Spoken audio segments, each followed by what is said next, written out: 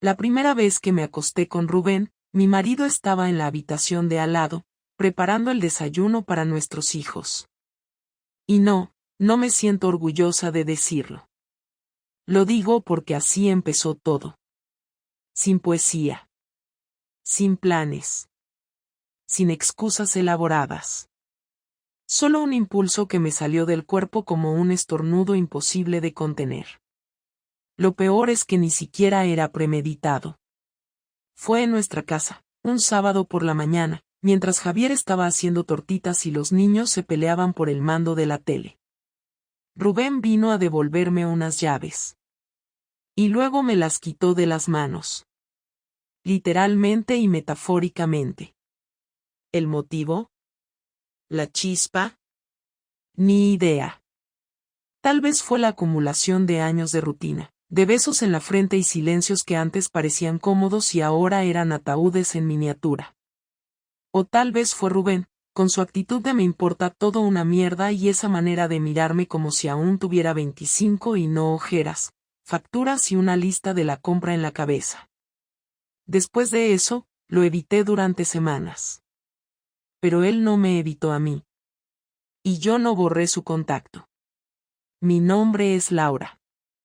Tengo 38 años, 2 hijos, un marido ejemplar y un matrimonio en ruinas que nadie había notado, ni siquiera yo. Pensaba que estaba cansada, que era normal, que el deseo se transforma con los años.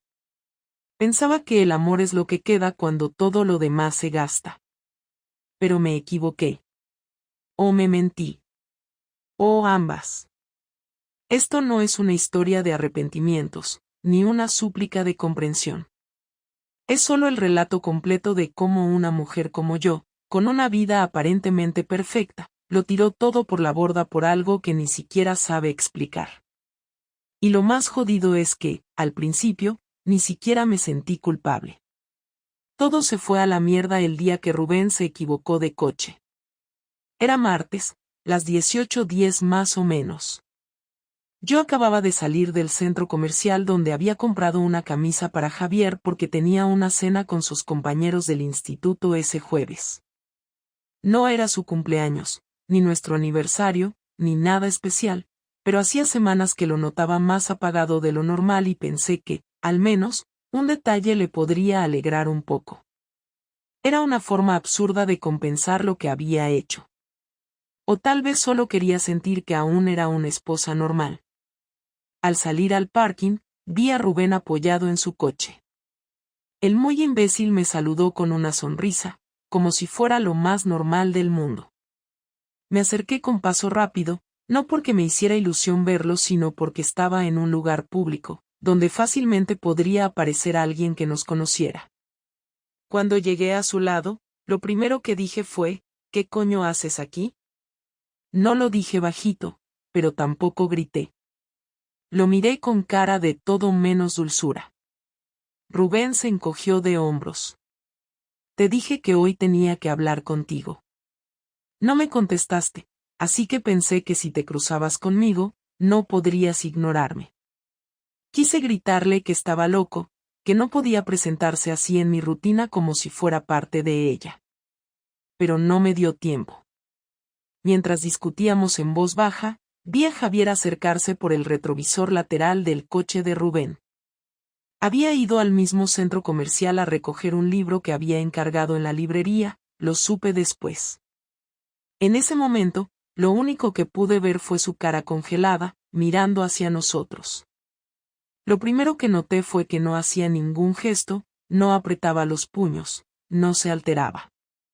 Solo se detuvo a unos 10 metros y nos miró. Ni siquiera parecía estar seguro de lo que veía. Yo reaccioné tarde. No sé cuánto tiempo estuvimos en esa especie de escena absurda hasta que Javier se acercó. ¿Qué está pasando aquí?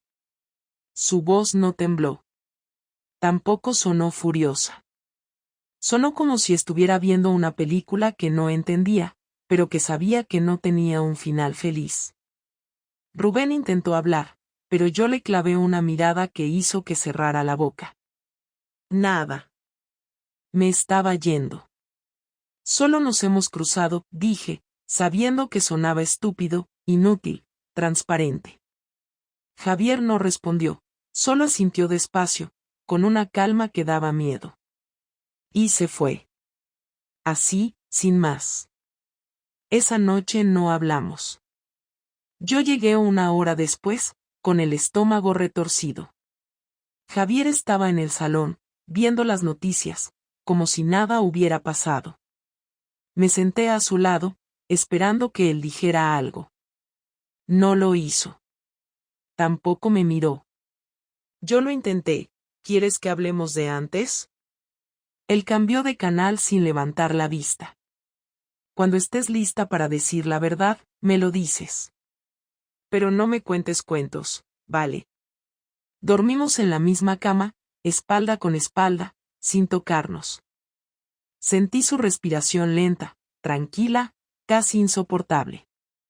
Prefería que me gritara, que rompiera algo, cualquier cosa que rompiera esa distancia que había levantado en segundos.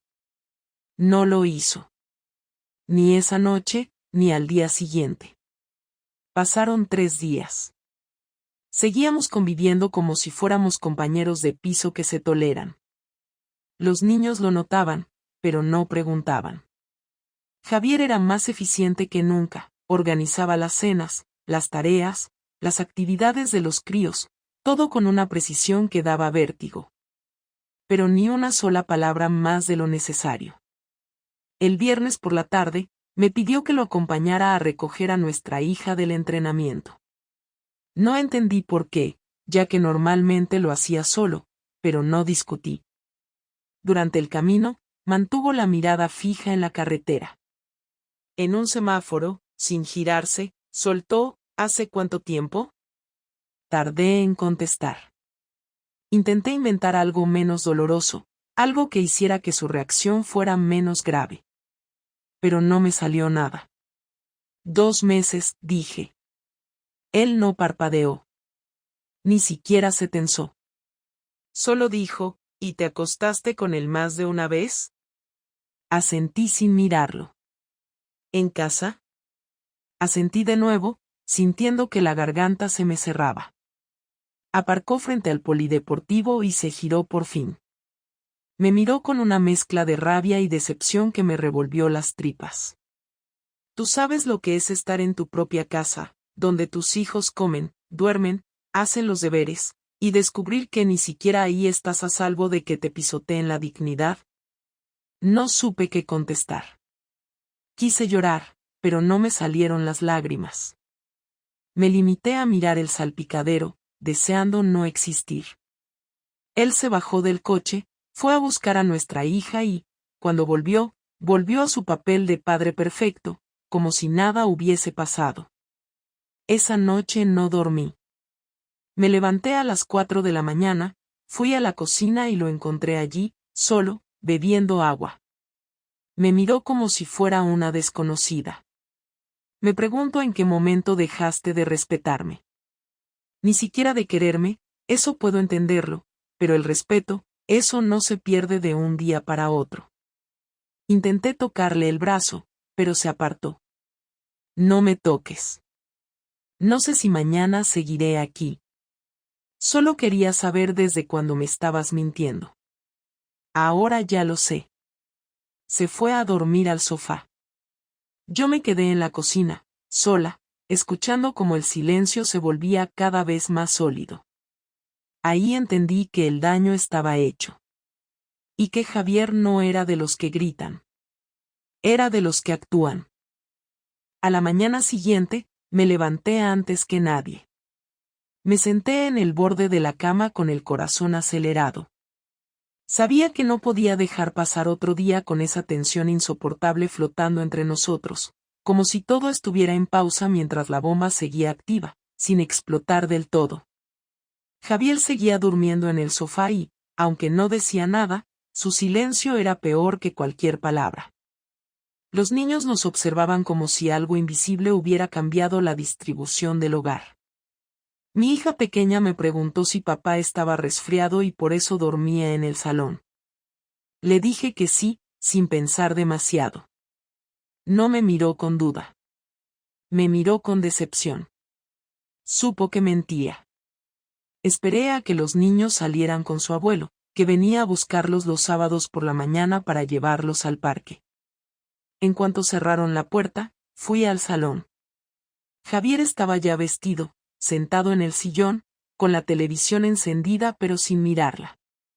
Me puse frente a él. Ni siquiera levantó la vista. Le dije que necesitábamos hablar, que no podíamos seguir así.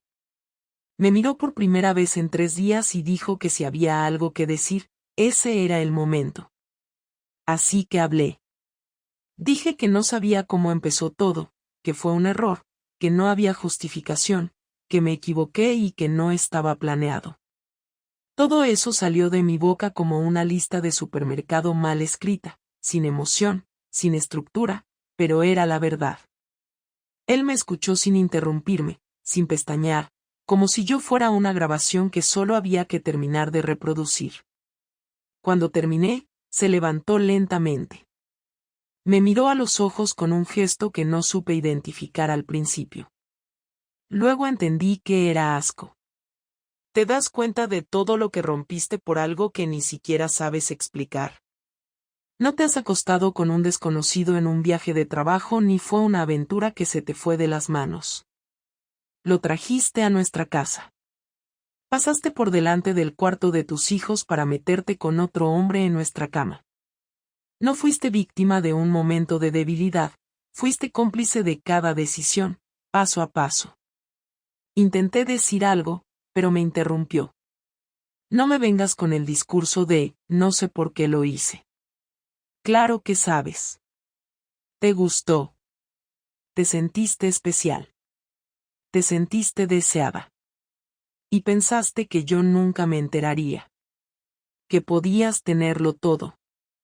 Y ahora vienes a pedirme que lo hablemos como si esto fuera una discusión más sobre quién se olvidó de pagar el recibo de la luz. Le pedí que no me hablara así, que estaba arrepentida, que estaba dispuesta a hacer lo que fuera para arreglarlo. No me respondió enseguida. Se acercó a mí, tanto que pensé que iba a abrazarme. En vez de eso, dijo algo que me dejó helada. ¿Y si hubiera sido yo? ¿Qué habrías hecho si te enterabas de que me acosté con otra mujer mientras tú hacías la cena para los niños? ¿Qué me habrías dicho si descubrieras que invité a alguien a tu casa mientras tú estabas trabajando? Me estarías mirando con la cara que tienes ahora, como si esto pudiera arreglarse con un poco de terapia y buenos propósitos. No supe qué decir. Y él lo notó. No digas nada. Es mejor. No hay una versión de esto en la que tú no salgas como la única responsable. Ni el sexo estaba muerto, ni nuestra relación era un infierno, ni yo te trataba mal. Lo hiciste porque pudiste. Porque te sentiste con derecho. Porque pensaste que no iba a importar. Me senté. Sentí que todo se me venía encima, pero no me permitió hundirme del todo. Siguió hablando. Ahora te voy a contar lo que vamos a hacer. No vamos a tomar ninguna decisión hoy. Ni mañana. Ni la semana que viene. No porque crea que hay algo que salvar, sino porque no quiero tomar decisiones en caliente. Tú vas a dormir en nuestra cama y yo en el sofá, hasta que termine de procesar todo. Y no me interesa si Rubén sigue en tu vida o no. Me da igual.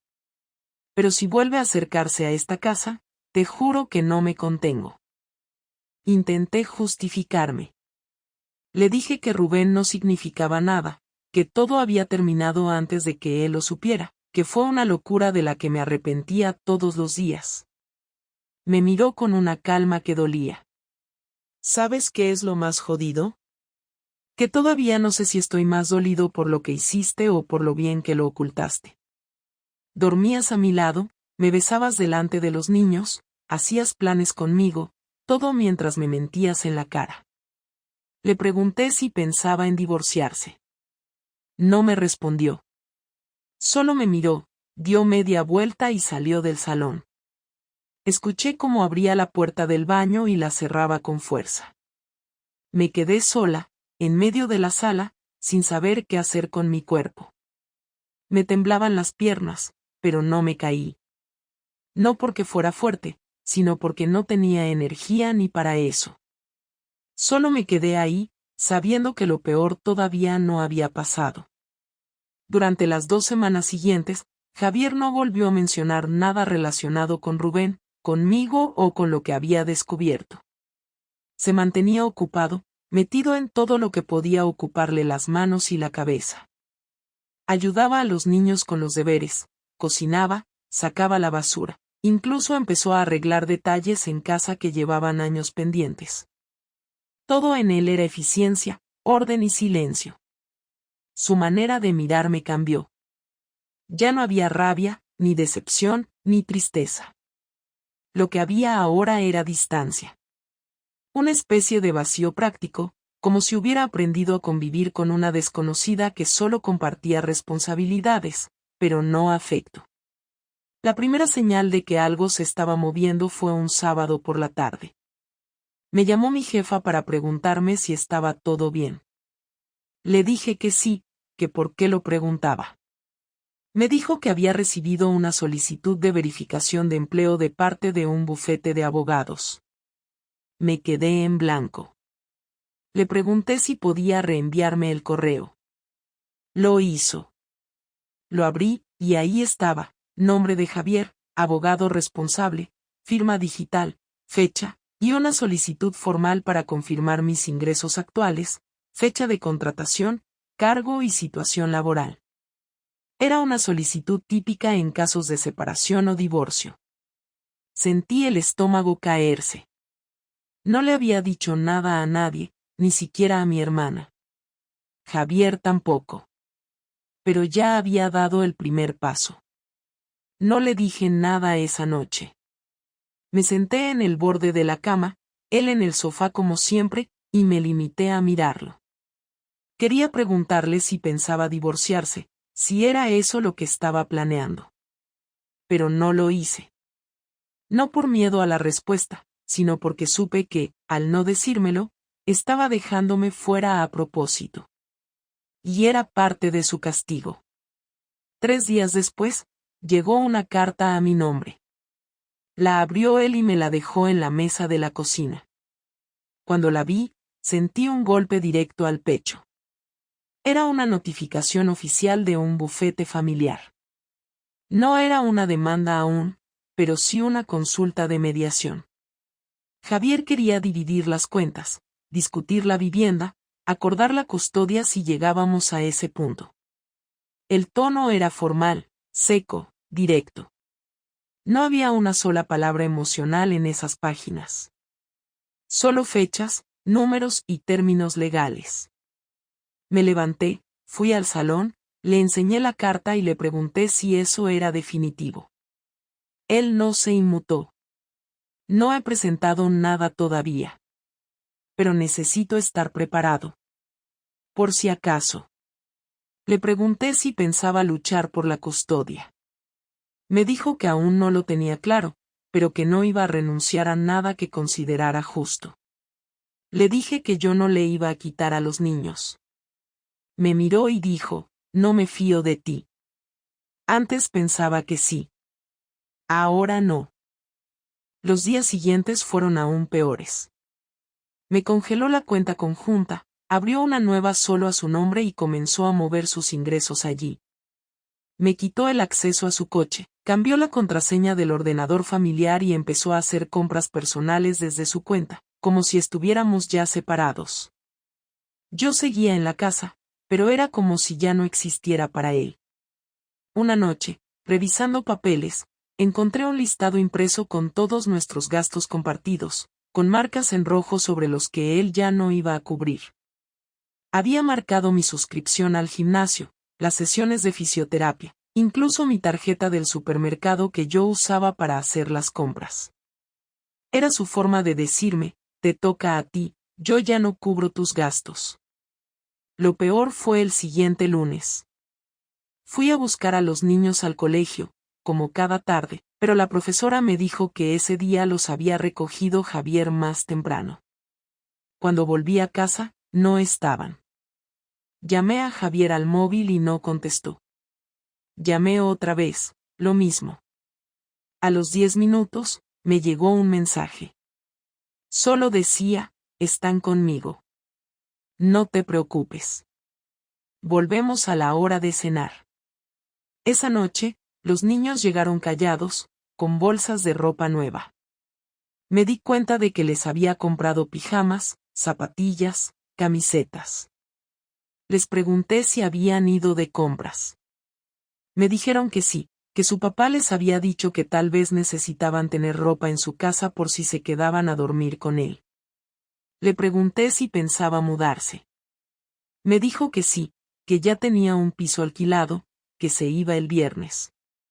No lo anunciaba como un drama. Lo decía como quien explica una mudanza normal.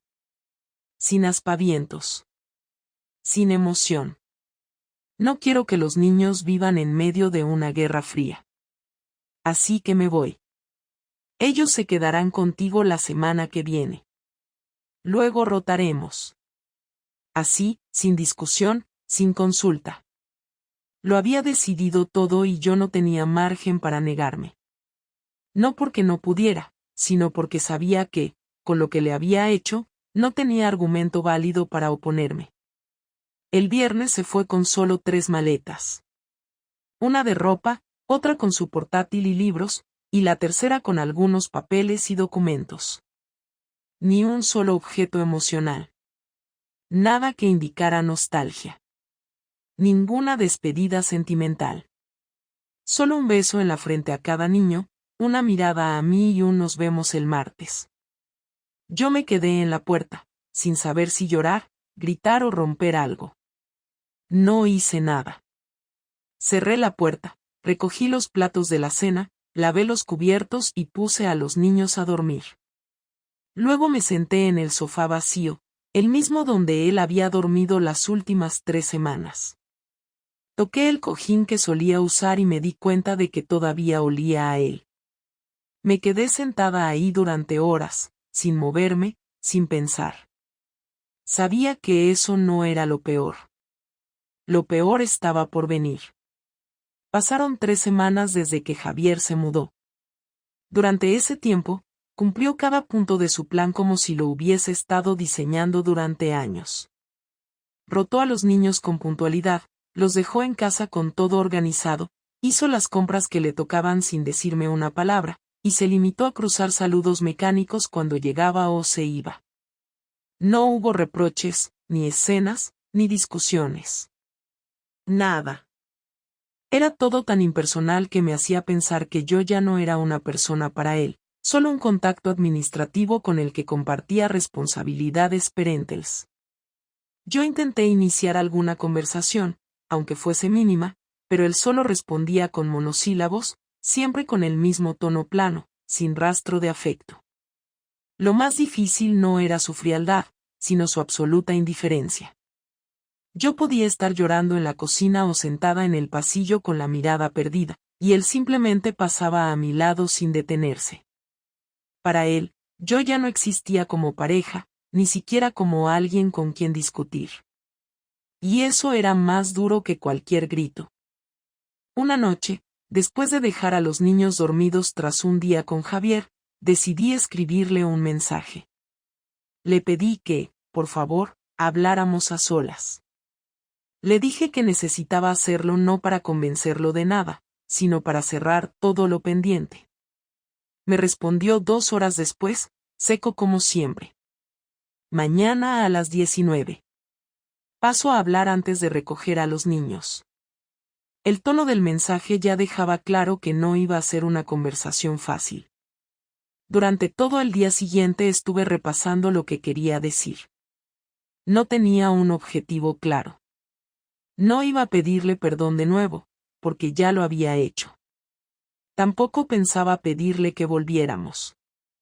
Solo quería que escuchara lo que me pasaba por dentro, lo que había cambiado en mí desde que él se fue, lo que entendí demasiado tarde.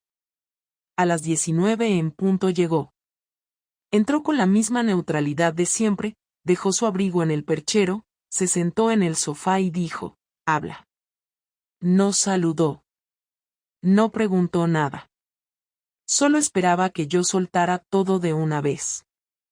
Me senté frente a él y empecé. Le dije que desde que se fue, me había dado cuenta de muchas cosas que antes no quería ver. Que había estado buscando validación fuera porque ya no sabía cómo pedirla dentro. Que me sentía invisible, no porque él me ignorara, sino porque yo misma me borré en esa rutina que nos tragó durante años. Le dije que no buscaba justificar lo que hice, porque no tenía justificación, pero que al menos quería que entendiera que todo esto no fue un capricho ni una aventura de película. Fue una decisión estúpida, egoísta y dañina, pero también fue el reflejo de un vacío que no supe nombrar a tiempo. Él me escuchó sin interrumpirme. Cuando terminé, hizo una pausa larga. Luego se recostó hacia atrás y respondió sin levantar la voz. Me alegra que al menos reconozcas que fue una decisión. Porque eso es lo que más me dolió. Que hayas elegido hacer todo lo que hiciste. No fue un error, no fue un accidente, fue una elección, y cada vez que lo repetiste, volviste a elegirme como el tipo que no merecía ser respetado. Le dije que lo entendía, que no esperaba que me perdonara, pero que quería saber si aún quedaba algo que se pudiera reconstruir, no por obligación, sino porque aún sentía cosas por él. Me miró fijamente y me respondió sin rodeos. Sí, yo también sigo sintiendo cosas. Pero no son amor. No por ahora. Puede que algún día desaparezca la rabia, puede que incluso un día pueda volver a mirarte sin recordar lo que hiciste. Pero eso no significa que quiera volver contigo. Lo que rompiste, Laura, no era solo la relación. Rompiste mi confianza. Y eso no se recupera con lágrimas ni con confesiones tardías. Se reconstruye, si acaso, desde muy abajo, y ni siquiera sé si tengo interés en hacerlo. Guardé silencio. Sabía que lo que decía era verdad. Intenté decirle que yo estaba dispuesta a intentarlo, aunque fuera desde cero, aunque no viviéramos juntos, aunque no tuviéramos etiquetas. Me dijo que no iba a darme esperanzas. Que si algún día sentía que podía volver a conectar conmigo como pareja, me lo haría saber, pero que por ahora, su prioridad eran los niños y rehacer su vida con estabilidad. Le pregunté si estaba viendo a alguien. No me lo esperaba, pero me respondió sin dudar.